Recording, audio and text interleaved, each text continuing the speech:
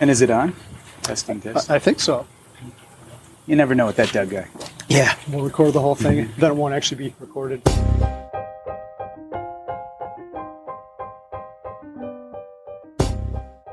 Hey everybody, this is Doc G, and I am recording here in Bogota, Colombia. I am here for Chautauqua, in which I'm a speaker.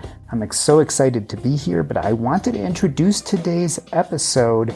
This is from our book launch party in Longmont, Colorado. A big thanks to Carl Jensen, Pete Adeney, and Doug Cunnington. They were the ones who put this event together, and I was so happy to launch my book here. This is our live recording question and answer session. You're going to hear some background noise. You're going to hear some traffic. Unfortunately, it was the best we could do because we recorded outside, but I really hope you enjoy this. It was a great event, and I wish you could have been there. Now enjoy the show. Let's get started. Who are you? So, my name is Jordan Grummett. I go by Doc G on social media. I am a physician who got burned out in medicine, and just at the right moment, I received a book from Jim Dolly, the White Coat Investor, and learned about financial independence, and went down the rabbit hole, just as probably many of you have, and realized that I was deeply unhappy at work and had enough money to leave, but had no clue who I was. And so I spent the next bunch of years trying to figure that out, which included a blog, a podcast, and eventually I realized that my dying hospice patients, the one part of medicine I still loved, taught me these important lessons, and a lot of them had to do with what I was struggling with in financial independence. And so I felt like the dying had so much to say about living, about money and what it means in our lives, and what we should and shouldn't be doing. And so I put it into a book called Taking Stock, a hospice doctor's advice on financial independence, building wealth, and living a regret-free life. So in case anyone does not know, what does a hospice doctor do? So hospice medicine is, we are the doctors who take care of people in the last 6 months or less of their lives. So when patients decide that they're no longer going to get active treatment, they come to us and we try to help manage their symptoms, but also try to manage the psychosocial aspects of dying. And so we try to help people come to terms with their lives and come to terms with their symptoms and live what we call a good death. A lot of people, they say they come to hospice doctors when there's nothing left to do. And I always try to dispel that myth because we can do a lot for dying people. We can be there for them. We can manage their symptoms, and we can help them see that life is occurring each day around them and help them enjoy that life until there are no more days. And it's a really positive thing, not a negative thing. So one softball question before we really get into it. I was at the store today, and they have Halloween stuff there already. Have you ever considered dressing up as the Grim Reaper for Halloween, or is that completely inappropriate? It might be slightly inappropriate for what I do. Don't go to work dressed like that, just to be clear. But it does. I mean, there is also a levity to dealing with our lives and dealing with the end of lives, and sometimes it's helpful to actually bring some of that levity into the conversation because it's hard enough as it is dealing with end of life issues and dealing with disease, and you're still allowed to have fun even if your family member is dying. And that's something we try to bring to the table too, is that these days can also have some real goodness in them. Yeah. Okay, so I'm going to tell a little bit of a sad story, and then it's going to be happy after that. So bear with me. On April 25th of 2020, my parents celebrated their 50th wedding anniversary, and if anyone remembers what was going on then, it was the middle of COVID, so we had all these grand plans to go out there. They had reserved this restaurant to the Stratosphere in Las Vegas where they lived, and then COVID happened. So as many things went, we had a Zoom call, warm. And that Zoom call happened to be the last time I would ever see my father alive. 2 days after that, he had an aortic dissection, and I know we've got a bunch of doctors in the audience, but an aortic dissection, correct me if I'm wrong here, is where your aorta ruptures. And from talking to some physicians, it's a great way to die. You bleed out, you go off into the night quietly, and it's a pretty good way to die. But he did not die. He had his first surgery was successful. He had a second one that was successful. And he was responsive for the first couple months, and then towards the end of June, he stopped responding, and I had known what was going on, and my mom called me one day, and she's like, yeah, we have to have this conversation. She's like, your dad hasn't been responsive. I talked to the doctor, and the doctor said, we need to have a conversation, and my mom said, well, what would you do if you were in this position? And my mom's like, well, I would disconnect him from life support and send him to hospice care. And this was pretty strange for me because he had been responsive like a week or two before. He was actually reacting to people in his hospital room. And then all of a sudden it went away and he was not responsive. So I'm like, this is pretty strange. And I had never been in this situation before. And I knew Jordan. Jordan had been a friend for a couple of years. And I don't know how we got to this point, but at one point you very kindly offered to speak to me on the phone. And it was Wednesday, July 8th, 2 days before they pulled him from life support. And you got on the phone with Mindy and I. Wife is back there somewhere. By the way, it was Mindy. She said, we're having trouble with this. Okay. So you should give your wife the credit. Yeah, I appreciate you reaching out to Jordan because I didn't think of it. I knew what hospice was, but I didn't think of it. So we got on yet another Zoom call with Jordan and talked to him for maybe an hour and a half. And I didn't feel good because of what was going on, but I felt better about the situation. I felt at peace, and I tried to think about why I felt like that. And surely a lot of it was Jordan's expertise and the advice he gave us. People die when they're ready to die, and you're making the right choice. But the other thought I had was it was really, really good just to be able to talk to someone because death is so taboo in our culture. We don't talk about death, but when we actually do, I think we get to a better place and we're happy about it. And then I started thinking a little bit more later on, and what else is like that? Hint, it's money. So yeah, money is also taboo, and then we don't talk about it, but if we did, I think we'd all be in a better place, like maybe the Mr. Money Mustache Headquarters right now. Well, we're very open about money here. I don't know much about death. But anyway, one of the things I really appreciate about Jordan's book is that he brought those two concepts together so we can talk about them. And there's a third part I really appreciate, the identity part. But yeah, that's my sales pitch for your book. I really appreciate it that you brought death and money into the conversation and made it something that I feel we can talk about a little bit easier. So with that said, I'm going to read 3 things that you have written, and then I hope to have a little discussion about them. Has anyone seen Jordan's, what would you call that, your YouTube promotional? Yeah, my trailer video. Yeah, your trailer video. It's excellent. Google Taking Stock. Trailer video. Yeah, trailer video on YouTube, and you'll see it. But so at part of this, you said, as a host and creator of an award-winning financial podcast, I've discovered that we're too obsessed with investing in stocks and bonds and not enough in our unique purpose, identity, and connections. The dying understand this intimately, and those who are lucky enough to have 6 months or even 6 weeks to spend their final moments on earth feel truly alive. So that brings me to my first question. In the financial independence community, we always have these fights about what's a great withdrawal rate. Is 4% great? Someone has a big blog about why 4% is super dangerous. People ask me this question all the time: is 4% safe? And my answer is, well, there's a small chance. I think you're pretty conservative. You might run out of money, but you definitely will run out of life. You are going to die. So I'm curious to ask you, Jordan, how do you strike the balance? Because a lot of your book is you're preaching to get out there and live.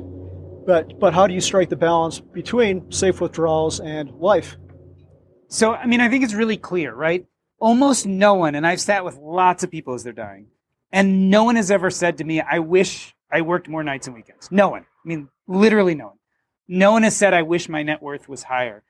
Usually what they talk about is this idea of there's these things I really wanted to do and I never got to them, right? So when we really focus on things like the safe withdrawal rate, what we're really doing is we're setting money up as this big goal, this thing that we're working towards. And so we can define what success is and what failure is, and let's debate it and let's think about it, right? What we don't do then is we don't see it for what it truly is it's a tool, one of many tools. And the reason we have this tool is to live more purposeful lives, full of meaning. So when you start looking at it that way, you realize, well, it kind of doesn't matter. I can put my safe withdrawal rate at 4%. You know what? If I'm falling short, I can use some of those other tools. I can use my time, my energy, my connections, my passions, and I can use those things to sustain me.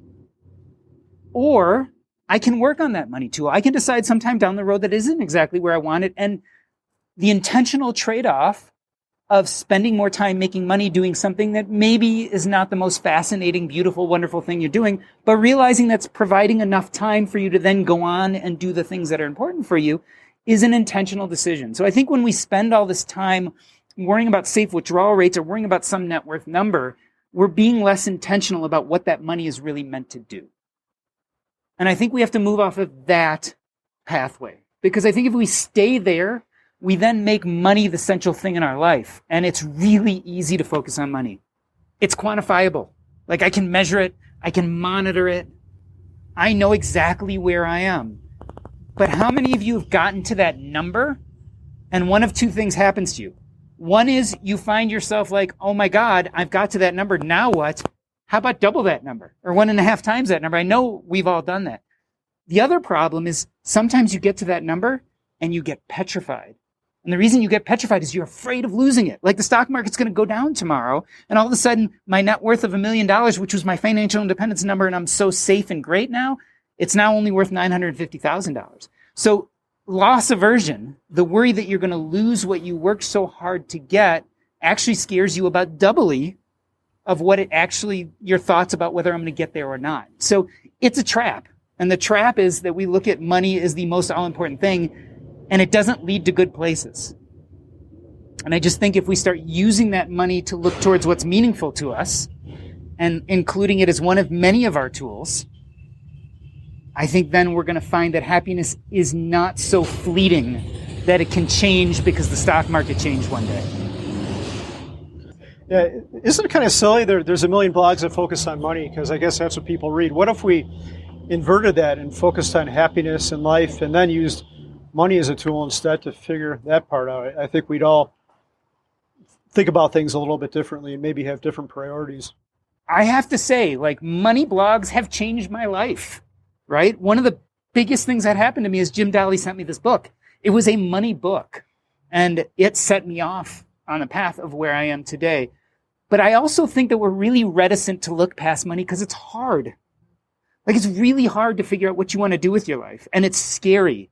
And all of a sudden, this idea that there are things I want to do and I might not achieve them, and you start thinking about death, and you start thinking about how life is finite, and you start thinking about the fact that you only have so much time, and that's no fun.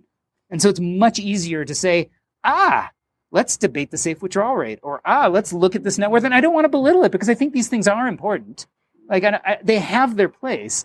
I just think we have to see them for what they are and then put that in perspective. Yeah, you've got a great quote in the book, and it said, money doesn't deserve the high pedestal we put it on. And I think you explained that pretty well right now. But another quote I liked was, most of what I learned about investing has nothing to do with money.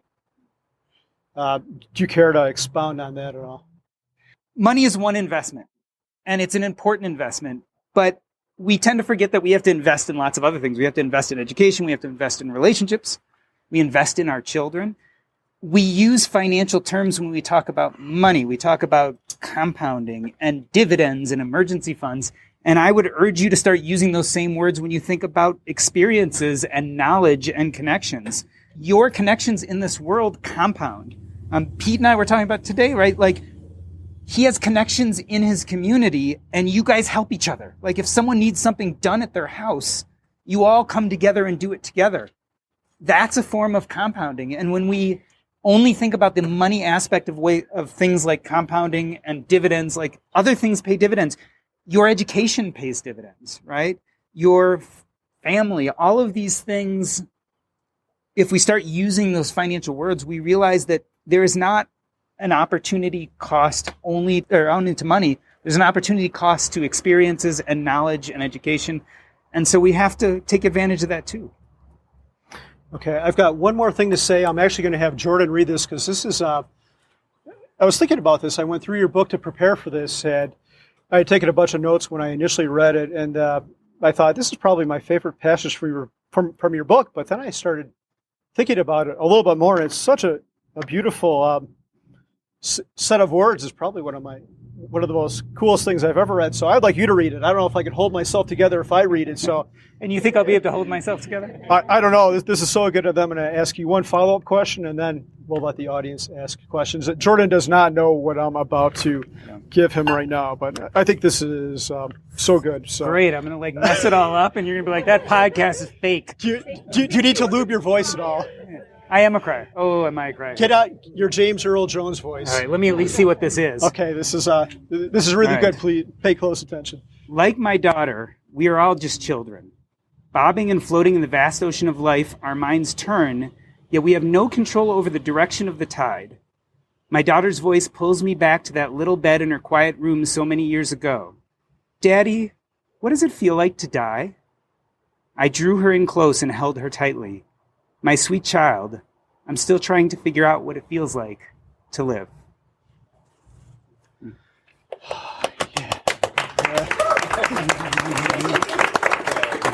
So I, really say that literally? Because that's pretty movie-like. We've had a very similar conversation. Cool. I like that. what have you learned anything since then? Because this was some time ago when your daughter was younger. I think the kind of thrust of the book that I've really learned myself is that if you start thinking about purpose and identity and who you want to be and what you want to do, and then you start taking money and using that as a framework to get those things, what you end up with is this. And this feels a lot like living to me. What is this? This is community and friends and being involved in people's lives and helping people and feeling like we grow up with this idea that we're going to become famous and change the world, and most of us don't. And I've realized at this point in my life that I actually want to change the lives of people around me more than I actually want to do that. And it's much more possible, and it's much more palpable. And I know that I could be there for anyone here or someone on the street who drops something or a homeless person who doesn't have food. Like, I could be there for that person, and it's much more likely than being famous or creating the biggest invention or being Oprah Winfrey, right? But I can do all those things, and at this point in my life, I'm realizing how much that matters and changes the world. And so that's what living, I think, feels like to me, where I am today. Yeah. And, I'd like to say one more final thing.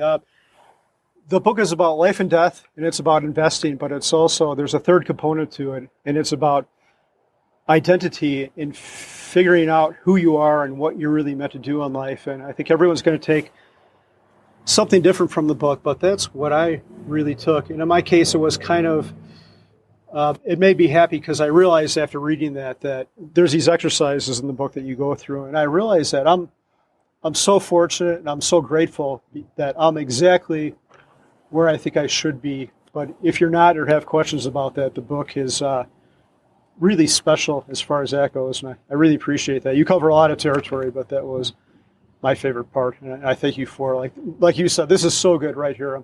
I'm so thankful for y'all in this community, in this place, and what we've done here in Longmont, and Pete and everyone else, my neighbors. I'm looking at Brian right there. Life is so much better when you're surrounded by good people. It's I think it might be the most important thing, actually. And I'm an introvert. People scare the shit out of me. So I don't believe that anymore. I don't believe it, Carl. I don't know. This is. I've had a couple beers, so liquid courage. But okay. I want to add the same thing because, I read Jordan's book, cover to cover, and really felt the same way about how it's the stuff he's emphasizing that we should think about is really, really exactly right. And you might not think of it if you're younger and you're like, I want early retirement, I want some other good life attributes. Thinking about it from this perspective of super old people and Jordan's experience, channeling it is really nice. It gives you a shortcut on wisdom. And the other thing I was going to point out is you were talking about the withdrawal rate and stuff. So Carl and I, we hang out with, including ourselves, but we hang out with a lot of people who have been early retired for a long time, and nobody even talks about money. Yeah, I know. We think it's fun to talk about technology and investing or whatever you're interested in, but we never talk about, we're open about money, but we never think about I wish I had more, or I can't wait to earn more, or I'm not sure if I have enough. It's very much a very, nobody regrets, or it's not much of a strategy once you get over that hump of thinking you feel retired. No. It's not so much a number or withdrawal rate. It's more hey, now it's time to stop thinking about money, and then you can think about life more. And of course, if you're really advanced, you don't even need money to do that. You can start getting wiser about it at any point in your life. I mean, it's even just being here the last few days, my friend Jason and I who came here, like we've had the cool thing of interacting with a bunch of people, and you start hearing what people are actually doing with their time. And it's just, amazing. And most of it may be tangential to money, but a lot of it isn't. It's just when you start hearing what actually interests people and the projects they're building for themselves. And, the cool thing about financial independence is it gives you that freedom. I sometimes wish I knew to have that freedom before I got to financial independence. But I think your finances are important. We should build that path, but we should also put other things front and center. And by and large, this community actually does it. It's wonderful. I mean, look at the people around you and ask them the kind of things they dig, and you get these amazing stories of most of these people are building and doing exciting things or even changing people's lives, and it's really cool. Yeah, I think it's wonderful. I've tried to persuade friends who aren't in this community to come here or to come to some of the events we have, and they're like, oh, that sounds like the most boring shit ever. I'm going to go somewhere and talk about money or index funds. And well, what Pete said here is exactly right. We hardly ever talk about that because money is just the tool that we use, so we don't have to talk about money. The main point of having money is so we don't have to worry about it anymore, and then we can move on to what's truly important and really start living because we've eliminated that part of our life. And I feel privileged to say that. I'm so thankful that many of us are in that situation and we get to live like that. But it's so good. It's not really about money. It's about life. Yeah. And I mean, I say it over and over again. I really think it's true. We have to also, I think one of the things that we have to carry to our community too is that money is one tool. And I think there are a lot of people who aren't in our position, right? There are a lot of people who don't feel like they have their finances in order. There are a lot of people who are young and feel like every day is just a struggle. I have to go work at my 8 to 6, and this feels incomprehensible. Yeah, I know. Yeah. Monday through, and I think it is. And, one of the things I think we can help hopefully try to remind them is that they have these other tools. Like people in their 20s have more energy than I have, right? They have their Saturday nights, and they have time to start looking at passion, time to start looking at identity and purpose. They can start creating side hustles and things that are exciting for them that they're passionate about on the weekends. And if they happen to make money, then they might be just a step away from getting away from that 8 to 6. And if they don't, then at least they're doing something really meaningful in their life. And so I don't think this is only a conversation for rich people. I mean, I think this is a conversation for everybody, that no matter where you are, whether you're struggling to put dinner on the table or whether you're like some of us here who really do feel financially independent, we've got to start making sure that our money is serving us instead of us serving our money. And that starts when you don't have, actually. Ooh, say that last part, the money serving us. I said we have to start helping make our money serve us instead of us serving our money. And that starts really, I think, as young people. Sometimes when we don't have the money. And it's really incomprehensible for one of us who has some financial security to go to someone who has no financial security and say, you're looking at this wrong. But I think it is part of the important message saying, hey, I got here and I have money and it didn't really solve the problems I thought it would solve. I wish I had thought more when I was younger about adding some of this other stuff into my life and maybe using it as a way to pivot away from that life you don't like and finding ways to use all the tools we have to start building the life we do like way before we have enough money and certainly way before we die. Like, you don't want to meet a doctor like me and not have thought about any of this stuff. Grim Reaper. Yeah, the Grim Reaper. But not so grim. Nice, smiley, hopefully helpful, like caring, emotive, cries too easily. The happy Reaper. Yeah, Still a Reaper. But a Reaper nonetheless. Yeah. Okay, so I think we're going to do questions from the audience. And our first one, Doug is going to start out with, and it's from a friend of ours who could not be here tonight. So Doug will come up, ask his question, and then we'll open it up to the rest of you. So what you'll do is you'll come up here, state your name, and then ask the question. My name is Doug, longtime listener, first-time caller. This question is from Jen and Scott. What would be your one piece of advice for newly fired people as they embark on their next stage in life? So my first advice for anyone, newly fired or not, is take your finances and shelf that, at least for a moment, and start thinking about purpose, identity, and connections. I really believe that is the driver of all this. It's the reason why we want to become financially independent. You need to take your brain off your finances briefly to start thinking about these things. I'm not saying put it away. I'm not saying being frivolous. I'm not saying put it away for 5 years. I'm saying give yourself a little space and time to start thinking about what you want regardless of your finances. And then let's start bringing the finances back in. I have one quick follow-up. A friend had retired, and she was talking to another mutual friend, and she was like, okay, I'm retired. I'm going to do this, all these side hustles, like making board games on Etsy or something like that. And my friend's like, stop, hold on a second. And he said, what would you do if whatever activity you did, you couldn't make money for the next year? How would that shape your life? And I thought that was a great thought exercise, because we're so used to wanting to make money. What happens if we take that out of the equation and force ourselves not to think about that? I stated a little differently. My big question to you is, what would you do even if no one would pay you for it? Like, what job, what thing that normally people get paid for, would you still do even if no one would pay you for it?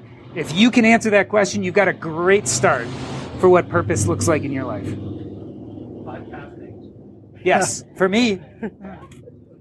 It looks like Mark has a question. Would you like to step up? By the way, I measure my self-worth by your number of questions. So the book is bunk. So if you don't ask some questions, I'm going to feel really bad. You don't want to see him cry. Yes, I cry so easily as it is. Mark's money mindset. I want to see what he has. All right, this is Mark, and you talked about the art of subtraction in the book. So maybe first explain what that is, but also you talked about it after you reached financial independence. How might somebody that has yet to reach financial independence use the art of subtraction to get maybe closer to where they want to be prior to reaching financial independence? So I want to use this question to talk about privilege and the art of subtraction, okay?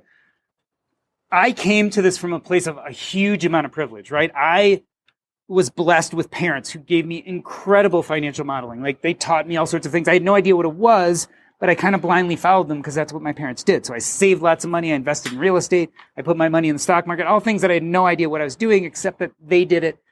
So I did it. So when I got disenchanted with medicine and realized I was burning out, and then got Jim Daly's book and realized I was financially independent, it's really easy for me to say, oh, let's look at your life and get rid of all those things that aren't making you happy. It's a harder thing to do that when you have no money.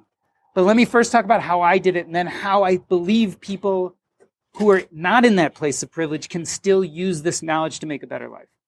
So for me, what that looked like is, once I realized I was financially independent, I could have walked away from my identity as a physician totally, but I wasn't ready to. Like, my father was a physician.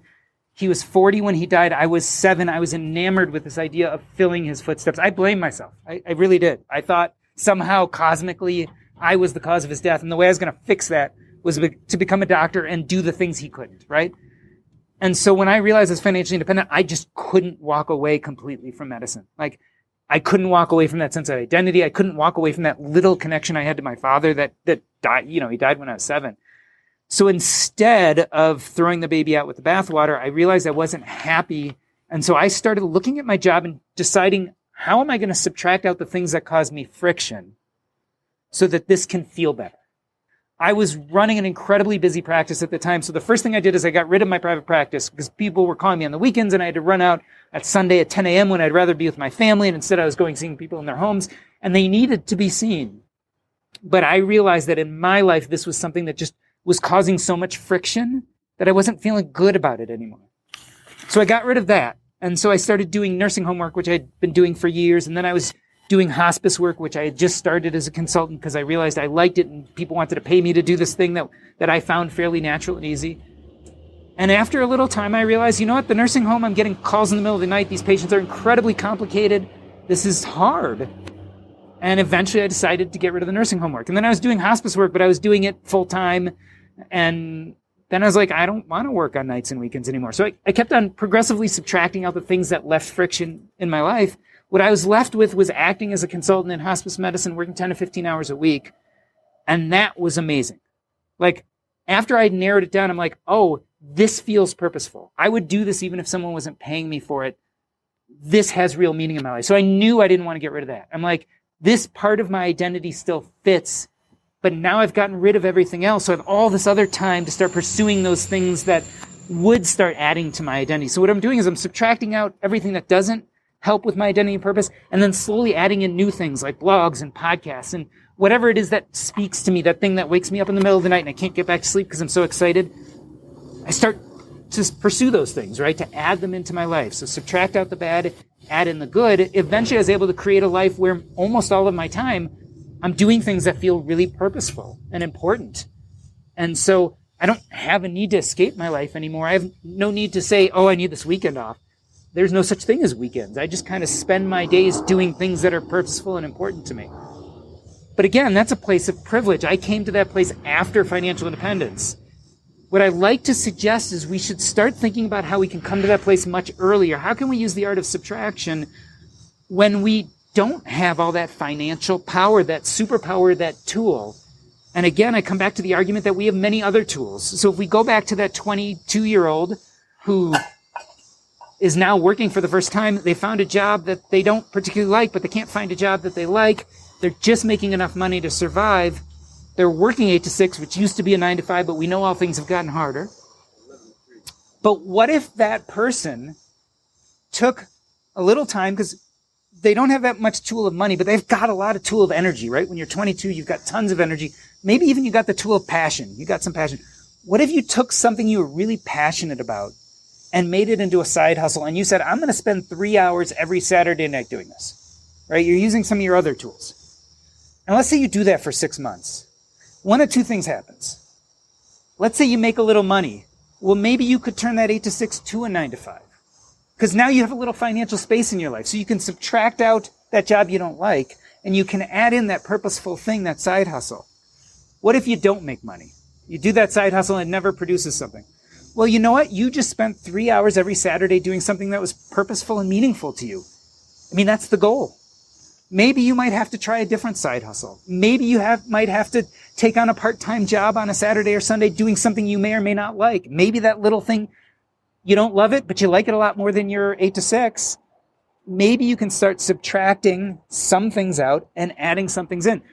Maybe it's moving to somewhere new. Like we talk about arbitrage all the time. You might subtract out your location and add in a cheaper location so that you can spend less hours at work. There are countless possibilities, but when we look at money as the goal and we think it's the only tool, then we all of a sudden cut off all of our options, especially if we happen to be in a situation where we're just making it.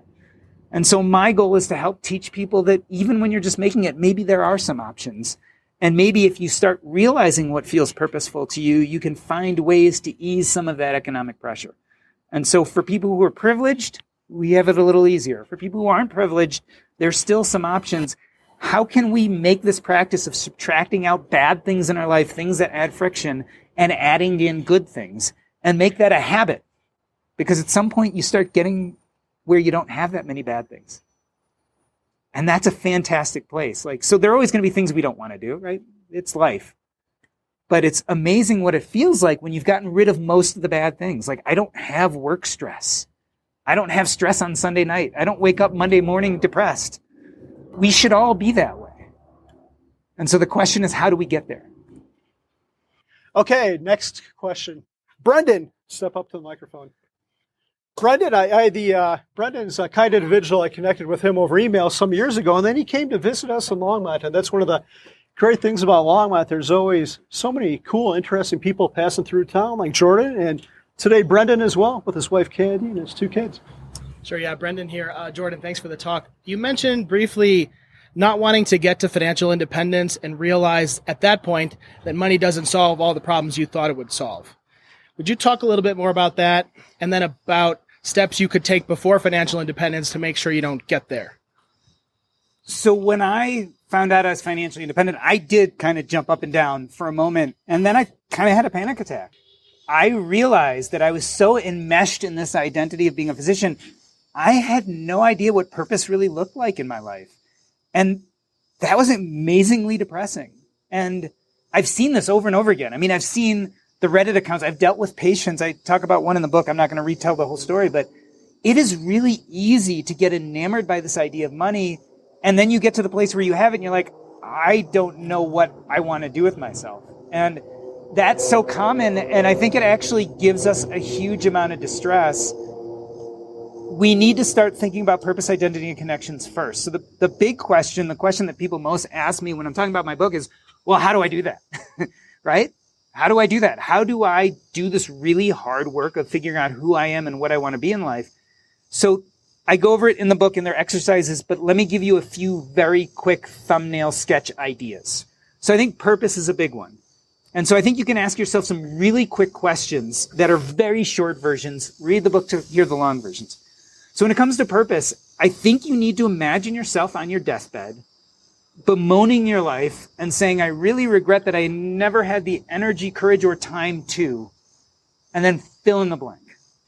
And like whatever you fill in the blank with is probably germane to your sense of purpose. Another good question is, what do I wake up in the middle of the night excited about and I can't go back to sleep? Like, do you pursue those things? Like, what is that cockamamie scheme or idea you had? Did you put it away because it was too crazy?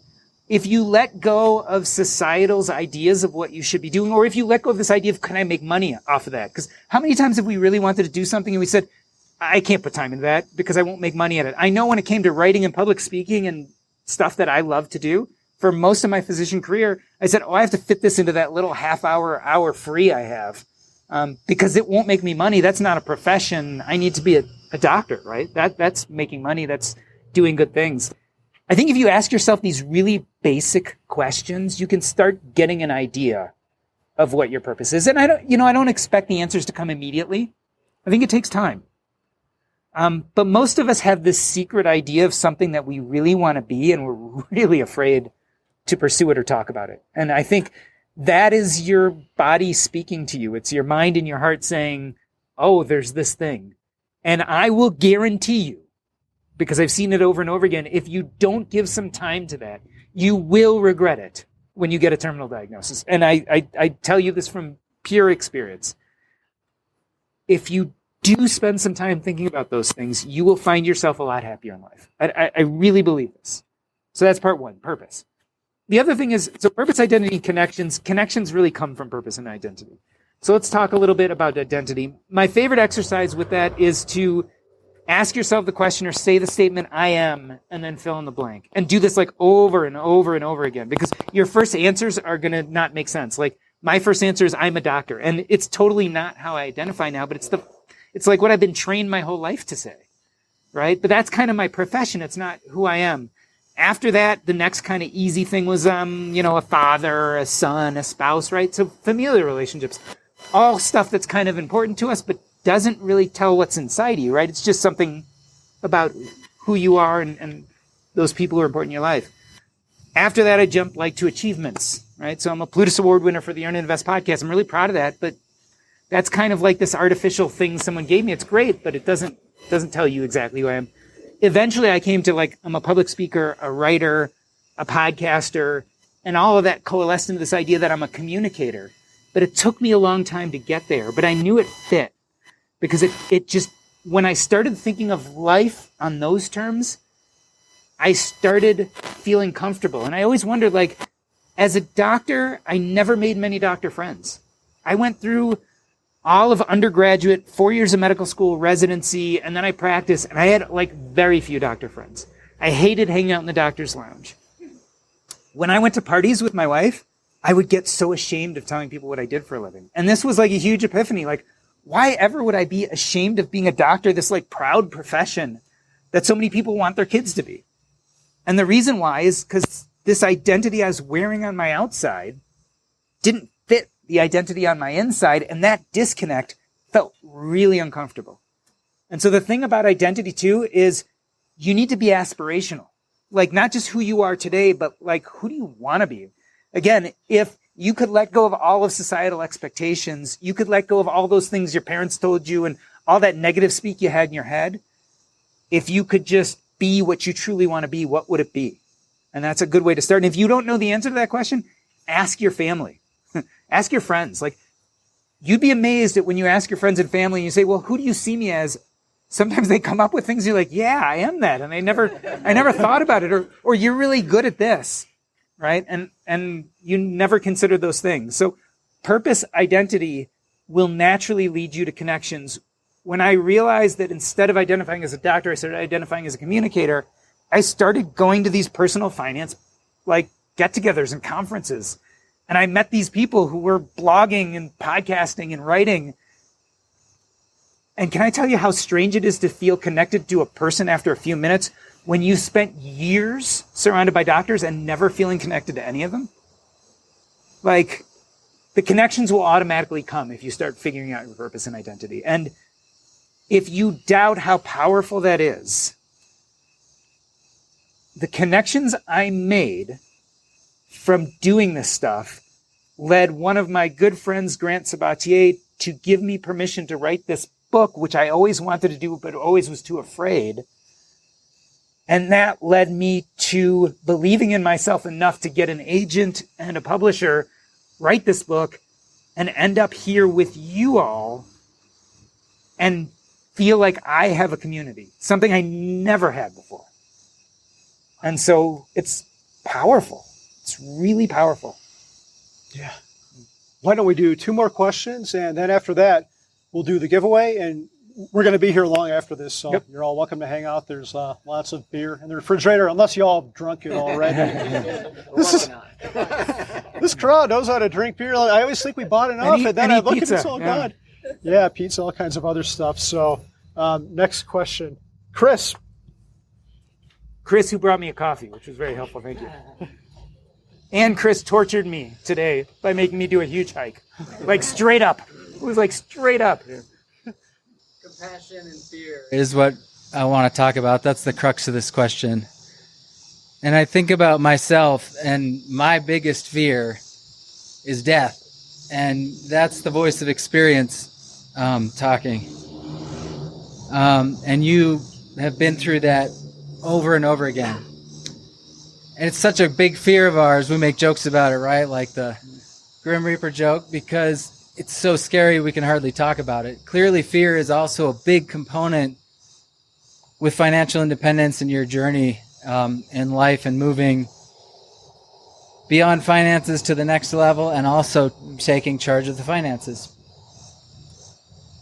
Compassion is the second piece I wanted to talk about. And being a doctor who deals with people at end of life, I would imagine takes a great deal of that. I would venture you something of an expert in that area. And so the question is to give you an inroad to talk a little bit more about either fear as it relates to this journey as a barrier, or compassion and what role it plays in your life and meaning as you think about the book and taking stock. All right, so I'll mention a little bit about both. I'm going to give you a secret. So I've been around lots of people who've died. Dying is not nearly as fearful as most people think.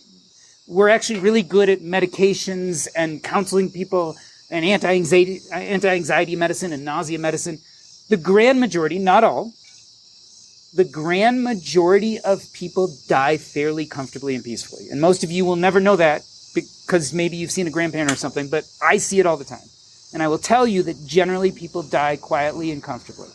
So first and foremost, the actual process of death is something I no longer fear, which I did before I came to this field. So take that for what it will. I hope that helps.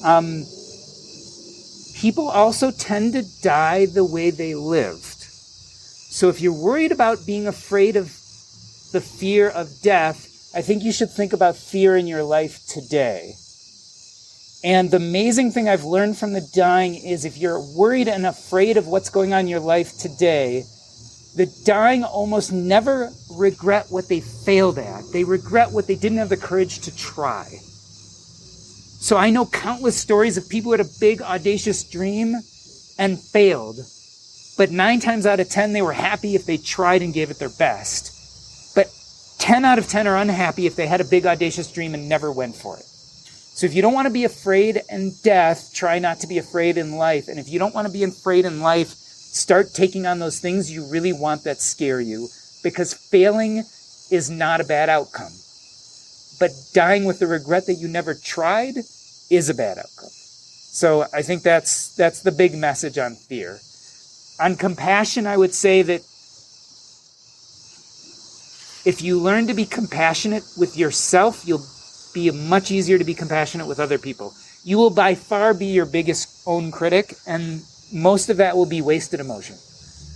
You probably do things way better than you think you do. And believe it or not, getting 80% of the way there is usually good enough. And if you can start with self-compassion, you find yourself being compassionate towards other people much easier. And compassion feels good. So if you learn how to be compassionate to yourself, you learn how to be compassionate to other people, and that will fill you with good feelings. And that's part of living kind of that peaceful life that'll help you always, and including in death. Cool. One more question. Jason, I don't want to get too personal, but can you speak about how your dad lived his life and how that influenced you thinking of Phi and just that journey of living your best life? So my dad died when he was 40, suddenly and unexpectedly of a brain aneurysm. And I say unexpectedly because he didn't know when. But in a sense, it wasn't unexpectedly because he had told my mom years before that he thought he was going to die young. And I sat with this for decades, right? Because I knew this. Even as a kid, my mom had told me this. But looking back at my dad's life, he kind of lived like he knew he was going to die young. So my dad didn't worry about money much. He had life insurance. He wanted to make sure we were okay.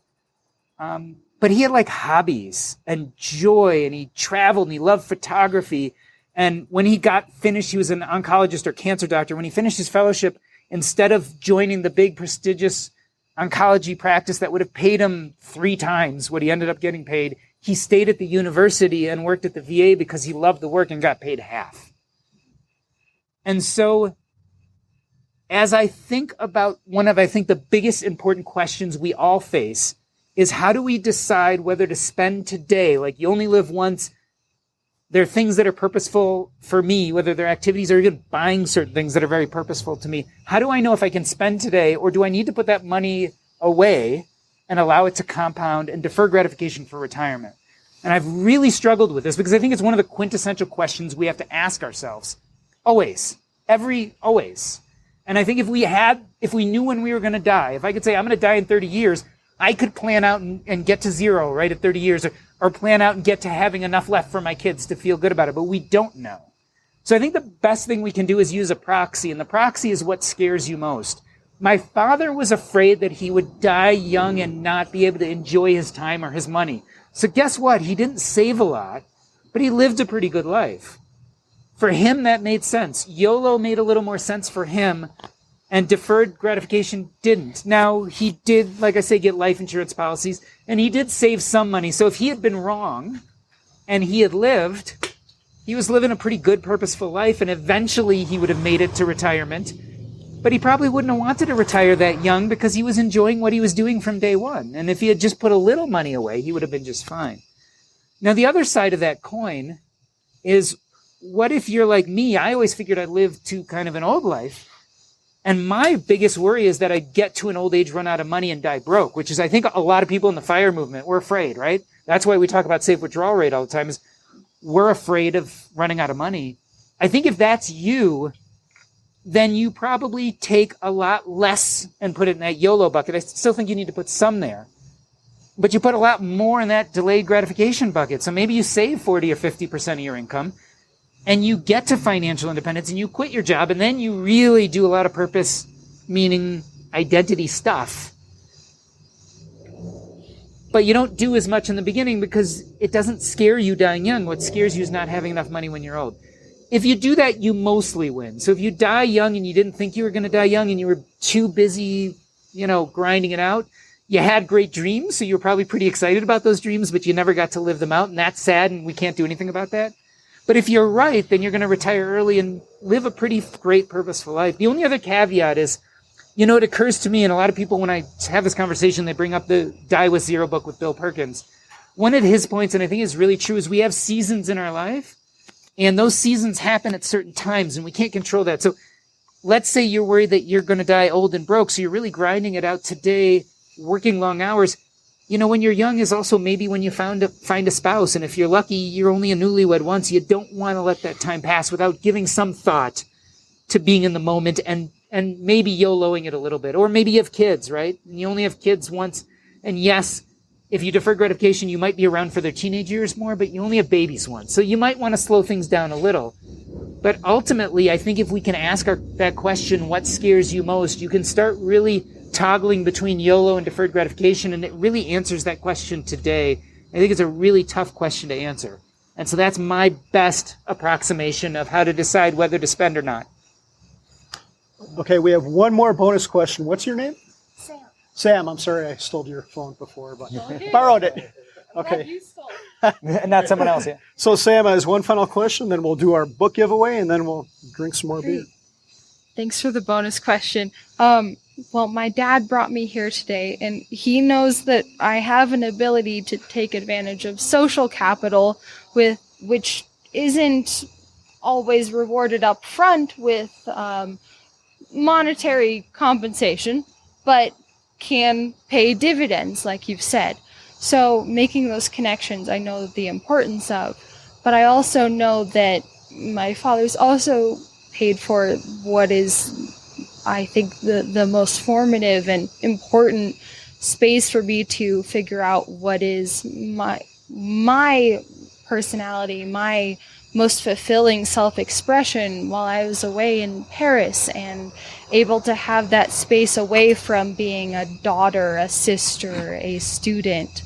So being a young person able to make money in my future, because I'm just 23, how can I, knowing that I can use money, just not worrying about it, to live my life freely, and make those connections that are so important, how can I live that life and use that passion that I know that I have in probably an unrefined form to better my life and not live off my parents' money and ruin their financial independence.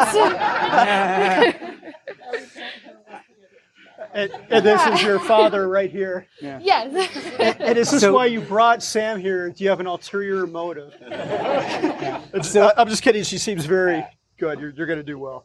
I love this question, by the way. And I hate to say this, but I think one of the things that's my biggest wish, but probably not reality, is I love this book to actually really go to young people, because I think that's when it can be used to the best. What the people that I'm getting feedback really love the book actually tend to be people in their late 30s, 40s, 50s, and 60s, because they've gotten to a financial place where they feel comfortable enough to start thinking about these things. But the thrust of the book actually is you win if you start thinking about these things now. And here's the reason why. The mistake I made, the mistake I think all of us make, is we put money first, and then we start thinking about purpose, identity, and connections. If you start thinking about purpose, identity, and connections now and start getting a hold of what that means in your life, which I believe from listening to you probably have some good idea of, the next step is then to start building a financial life around that. In the book, I talk about something called the parable of the three brothers, and it's the three ways to think about many things, but including that are career and financial independence. There are a few different ways to go about building a financial structure that will serve your purpose, identity, and connections. And so the next step is to start figuring out which brother you are. It's the parable of the three brothers, the three different paths, in this case, to financial independence and career. And like a thumbnail sketch of this, because it really takes a little more time, but basically there are three good paths, right? You can put your purpose, identity, and connections mostly to the side, do the kind of traditional financial independence, retire early thing, grind it out, save as much money as you can, put it in the stock market until you get to a net worth to a certain number, and we could go into what that number is, get to a certain number, and then once you're there, start pursuing purpose, identity, and connections. A lot of us old guys loved that way, but a lot of the younger generation doesn't. That's front-loading the sacrifice, the kind of eldest brother path. It's probably the quickest path to be done with your career, but it's not necessarily the best path, especially for young people. The middle brother's path is more passive income and side hustles. So especially if you're lucky enough to take some of what you're passionate about and start building passive income and side hustle streams out, you can then use those to make enough money to cover your monthly needs. And when you're not doing those things, you have plenty of time for purpose, identity, and connections, because a big part of passive income especially is you work really hard in the beginning, but eventually you create time and space that most of it runs on its own and only needs maintenance. And all that extra time and space you can really put towards purpose and identity. If you're lucky enough, your passive income stuff you also are somewhat passionate about. Last but not least, so that's the middle brother. The middle brother might take a little longer to get to the end of their career because they might not be saving as much because they're really spending what they make on their passive income every year to support themselves. So it's a little bit longer of a path to being done with your career, but you might get to this idea of financial independence where you're making enough money to cover your needs faster. Last but not least, there's the path of the youngest brother, which I call the passion play, which is immediate financial independence.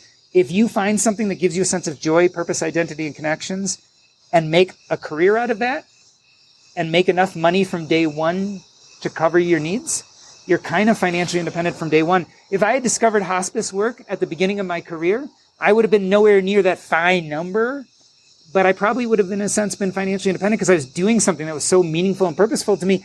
I probably wouldn't have cared if it took me to 55 or 65 or 70 to retire because I would be doing what I wanted to do. So the three kind of basic archetypes or paths is front-loading the sacrifice, 1, passive income or side hustles, 2, or 3, the passion play. If you know what really is purposeful and meaningful to you, then it's time to start looking at those paths and deciding which one could serve you. And I think that's really step 2. So step 1 is figuring out your purpose, identity, and connections. Step 2 is figuring out which brother you are. And the last step is that last thing we just talked about, is deciding what scares you most so you can decide whether to spend today or defer gratification for tomorrow. And that's what I think if every young person started there, I think that they would live a much better life than I did. And he's got a pretty good life. So Thank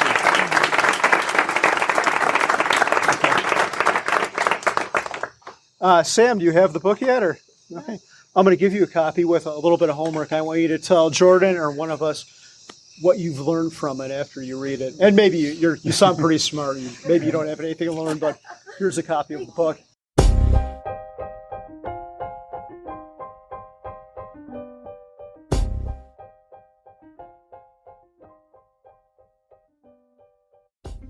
And then underneath chairs, I didn't think about this too well. This is going to be kind of awkward, but underneath 2 of your chairs, actually 3. One of them is a not so great prize. It's not under yours, Dusty. I'm sorry. I'll get you a book though.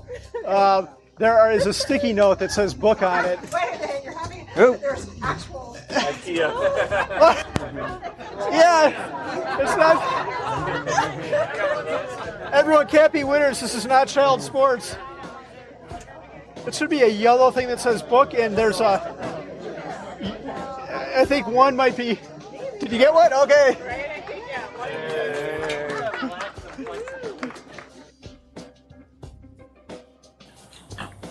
Just for a fun sound check, what did you have for breakfast? Beer. I'm just kidding. I had nothing for breakfast. All right, you're going to really laugh at this, but I had a dessert, and all I'm going to say is we've dubbed, well, not a dessert, I had a breakfast bar, and we've dubbed the name of this breakfast bar Pete's Nuts. So that's what I had for breakfast, and it was very filling. Was it? Hold on. I've got a follow-up question. Was it salty and moist? Salty, yes, not moist. The coffee was. It's all downhill from here, folks. You have to ask Pete.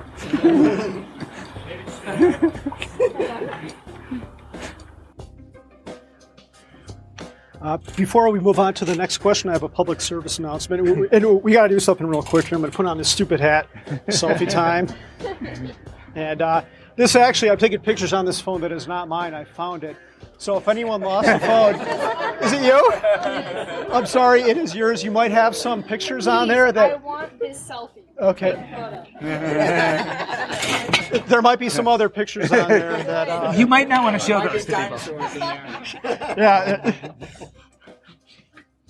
Okay, let's take one. Hold on. That's Gen Z-er. I need to help you. Yeah, I'm old. I don't understand. Okay, put up a peace sign or some kind of gang sign. Is there a gang? Yeah, is there a mustache sign? Right? There you go. I'm glad you got your phone back. Thank you. I apologize for the other photos. I always lose it. I can relate. I lose keys, phones. Wallet. There's my wife who's rolling her eyes right now. Yeah. You may find some dinosaurs.